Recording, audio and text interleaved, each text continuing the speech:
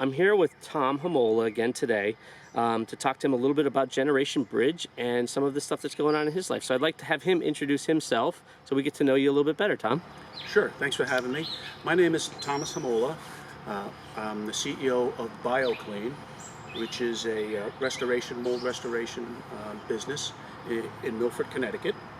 I'm married to Roseanne Homola, who is part of your organization. Generation Bridge. Yep.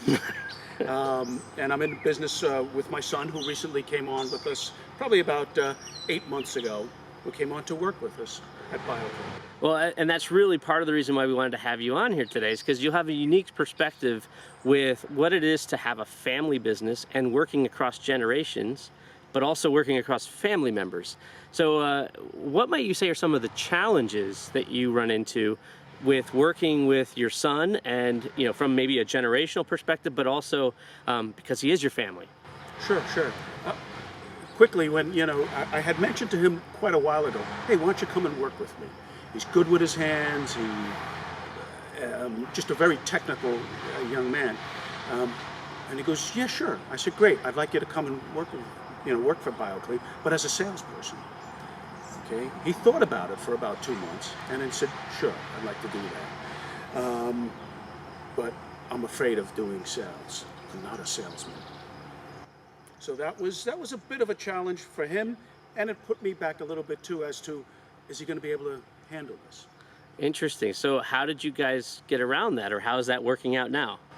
Well, his like a lot of people who don't know about sales is, their thoughts are death of a salesman, or some car salesman, And I said, no, sales is all about two things: telling a story, having empathy.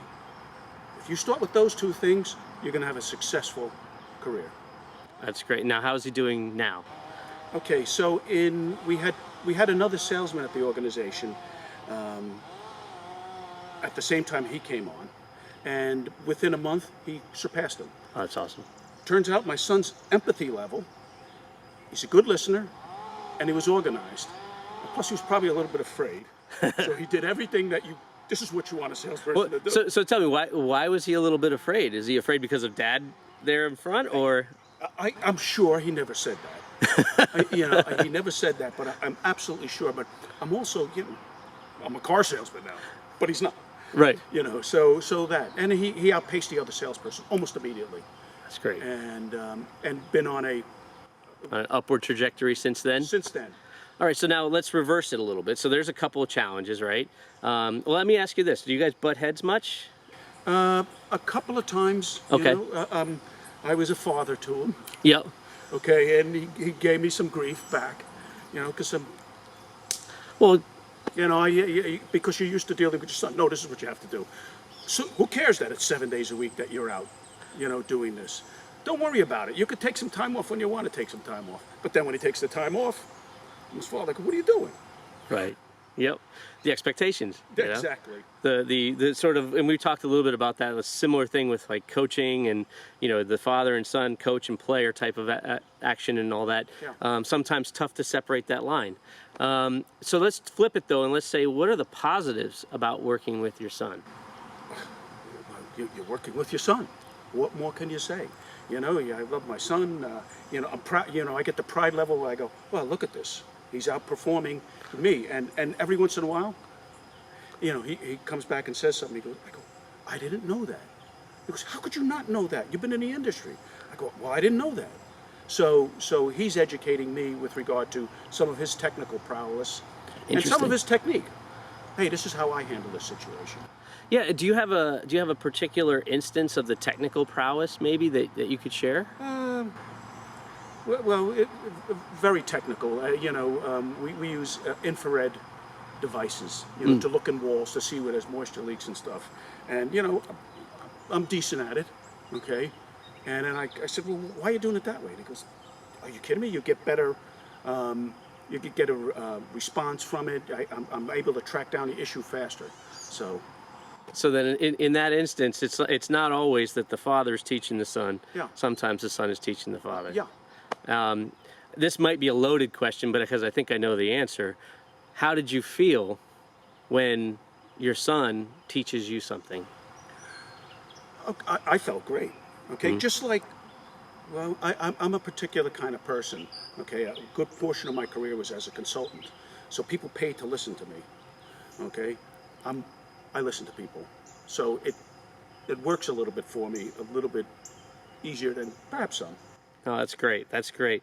Um, is there something, and I know we've talked a little bit about this in the earlier part of the interview, but is there something that you would say that you've learned from this experience that has made you better, or in some way has changed who you are in working with your son? Well, I've changed. Mm. I know that I have to have more patience. I'm not telling them to get out there and mow the lawn, get out there and close some deals, or did you follow up with that person? Did you do that? I have to check myself, and always say, okay, what would I be saying to another salesperson? I have to try to deliver the same, okay, and let him succeed on his own. Well, I think that's always one of the toughest things is we would do things very differently than someone else. Exactly. And even if you're managing someone in the workforce, or it could be a younger person in the workforce, and they may not do it the way you want, but the end goal is what you really want to accomplish. Does it get finished? Does it get done? How it gets done, as long as it gets done right, may not be the most important thing. And so giving that person the freedom may be tough as a father-son, but it's definitely something that we need to be thinking about as we grow the next generation of people behind us. Yeah. So one of the things that I like to kind of end these sort of interviews on, it's a static question, and I love it. So how old are you today, Tom, if you don't mind sharing? No, I'm 60. I think I'm 63. 63. 62 or 63. One of the Let's say 62. Let's go on the other side. So tell me a little bit, if you had to give your 18-year-old self some advice based on all these years of wisdom that you've had, what would you tell yourself? Don't look back. Don't look back at all. Even if you told your 18-year-old self, this is what you should be doing. You'll taint the journey. Okay? Part of where I am, who I am right now, is all the little paths that I took. Okay? Sometimes I look back and say, I should have did that differently. I should have done that. You know what? Don't look back. Just keep forging ahead and learn from your mistakes, learn from your successes, and that's it. You can't change nothing in the rearview mirror. No, I think that's a really good perspective. Oftentimes we look back and we have regret, and we should, right? Like regret. There's some people that say no regrets. I don't think that that's a healthy attitude, because if we did something wrong, we should learn from it. We should be like, oops, I hurt that person. I need to be better in the future and move forward. But I do agree that you have to keep moving forward as opposed to looking back. So is that the same advice you would give your son today? As a matter of fact, we had a conversation the other day. I go, how was sales? Because I have a philosophy. We don't sell, okay? Our whole team doesn't eat. We have to send these guys and gals home. And I said, how was May? May was a challenge for us. Sales were down dramatically. And he was stressed out. I said, how's sales in June? He goes, great. I go, what's the difference? He goes, well, I sold a lot more. I go, why? Because people came out, we got more leads. So I go, you were in control of it now, okay? You weren't in control of it last time. It happens. Sometimes you just have to go with that flow. Yeah, that's it. Well, Tom, thank you so much for your time. I really appreciate it, and keep sharing that wisdom, okay? I appreciate the time. Thank you.